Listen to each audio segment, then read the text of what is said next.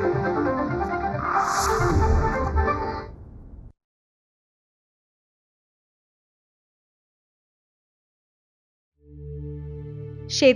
हा विकसित भारतात एक व्यवसाय म्हणून अग्रेसर झाला आहे. व्यवसायाला तिथे जोखीम आली. शहरात लोकांसाठी जोखीम म्हटल्यावर व्यक्तिगत पातळीवर अनेक प्रकारच्या विम्यांची उपलब्धता आहे. पण गावाखेड्याकडे किंवा असं म्हणता येईल जिथे कुठे शेती हा मूळ व्यवसाय आहे, तिथे लोकांना विम्याच्या पलीकडे शासनाच्या योजनांचा भक्कम आधार आहे. निसर्गावर अवलंबून शेती हा जोखमीचाच विषय.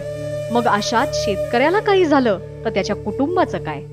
शेतात राबताना वीज पडणे, नदीला पूर येणे, कीटकनाशकामुळे हानी होणे, सर्पदंश, विंचूदंश, जनावर हल्ला, विजेचा शॉक किंवा इतर नैसर्गिक आपत्तीमुळे अपघात, रस्त्यावरील वाहन अपघात या आणि अशा अनेक कारणांमुळे शेतकऱ्याला येणारे अपंगत्व किंवा जीवाची संभाव्य हानी लक्षात घेता त्याच्या कुटुंबाला या परिस्थितीमध्ये गोपीनाथ मुंडे शेतकरी अपघात सुरक्षा सानुग्रह अनुदान योजना ही शासनाचा आधार ठरू शकते.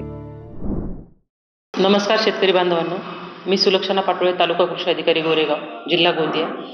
सर्वप्रथम आपण गोपीनाथ मुंडे शेतकरी अपघात सुरक्षा सानुग्रह अनुदान योजने याविषयी माहिती जाणून घेणार आहोत. तर याच्यामध्ये गोपीनाथ मुंडे अपघात सुरक्षा सानुग्रह अनुदान योजना जी आहे ती 19 एप्रिल 2023 रोजी राज्य शासनाने याला मान्यता दिली.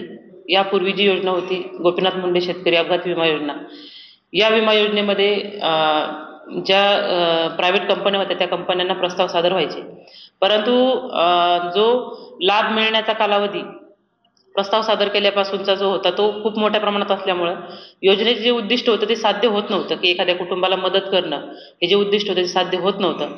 त्याऐवजी शासनानं कृषी विभागाला शासन स्तरावरूनच जी योजना आहे ती राबवण्यासाठी मान्यता दिली. ज्याच्यामध्ये तो जो कालावधी आहे म्हणजे एखादा लाभार्थी मृत्यू पावल्यानंतर म्हणजे शेतकऱ्याचा मृत्यू झाल्यानंतर त्याला जी मिळणारी मदत आहे त्या मदतीचा कालावधी कमी होऊन लवकरात लवकर प्रकरणे मंजूर होऊन त्या कुटुंबाला जास्तीत जास्त लवकर अनुदान मिळून आर्थिक मदत होईल, हा शासनाचा त्याच्यामध्ये मुख्य उद्देश आहे. तर याच्यामध्ये विविध टप्पे आहेत की ज्या लाभार्थी आहेत किंवा ज्या एखाद्या शेतकऱ्याचा मृत्यू झाला तर त्याला जर त्याच्यामध्ये मृत्यू झाल्यानंतर त्याला जी मदत आहे ती 2 लाख रुपयामध्ये दिली जाते, किंवा त्याला जर अपंगत्व आलं म्हणजे एक हात किंवा एक पाय जर निकामी झाला तर याच्यामध्ये याला 1 लाख रुपयाची मदत जी आहे ती त्या कुटुंबाला केली जाते, जेणेकरून त्या कुटुंबाला आर्थिक पाठबळ मिळून मदत मिळून त्याला आत्मनिर्भर होऊ शकेल, अशी यामागे शासनाची भूमिका आहे.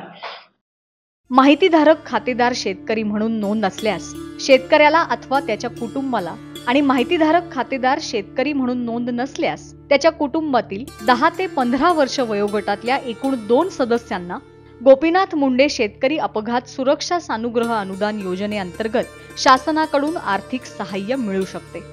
शेतकऱ्याला जीवावर उदार होऊन शेती करावी लागते. इतक्या अडचणींचा सामना करूनही शेतकरी मागे हटत नाही. म्हणूनच शासन अगदी विश्वासकपणे ह्या शेतकऱ्यांच्या पाठीशी ठाम उभं आहे. अनेकांना गोपीनाथ मुंडे शेतकरी अपघात सुरक्षा सानुग्रह अनुदान योजनेचा लाभही मिळालेला आहे. माझे वडील निघाले ते त्यांचं रस्त्यामध्ये अपघात झाला. मी मोठा मुलगा असल्यामुळे सर्व भार माझ्याकडेच होता, घरगुती शेतीचा वगैरे. स्वर्गीय गोपीनाथ मुंडे शेतकरी अपघात निधी याच्या मार्फत मी कृषी कार्यालयामध्ये अर्ज सादर केला. 18/7/2023 ला अपघात झाल्यानंतर पोस्टमॉर्टम रिपोर्ट वगैरे, डॉक्टरचे सगळे रिपोर्ट वगैरे, पोलीस स्टेशनचा पंचनामा वगैरे सगळं घेऊन कृषी विभागाला दाखल केला. लगेच 1 महिन्याच्या नंतर त्यांनी ह्या केसची सर्व कागदपत्रांची पडताळणी करून माझ्या कुटुंबाला, माझी आई अर्जदार होती प्रमिला रामदास वट्टी, यांच्या नावाने जानेवारी महिन्यामध्ये 1 जानेवारी म्हणजे 2024 ला ते फायनल झालं.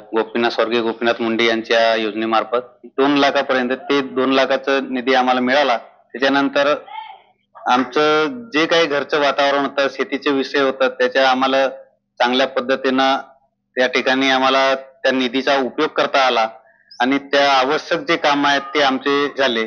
आमचं वडील गेल्यामुळे त्या अपघातामध्ये आम्हाला दुःख होतात, तरी पण काही ना काही पण फॅमिलीसाठी मिळालं. त्याच्याबद्दल माझ्या कुटुंबाला त्या निधीच्या माध्यमातून एक उदरनिर्वाहाचं बळ मिळालं. या योजनेअंतर्गत लाभ मिळावा यासाठी संबंधित व्यक्तीला वारसदाराच्या निवडीसाठी लागणारी सर्व निर्धारित कागदपत्रे व परिपूर्ण प्रस्ताव संबंधित तालुका कृषी अधिकारी यांच्याकडे 30 दिवसांच्या आत सादर करावा लागेल. प्रस्तुती जिल्हा माहिती कार्यालय, गोंदिया.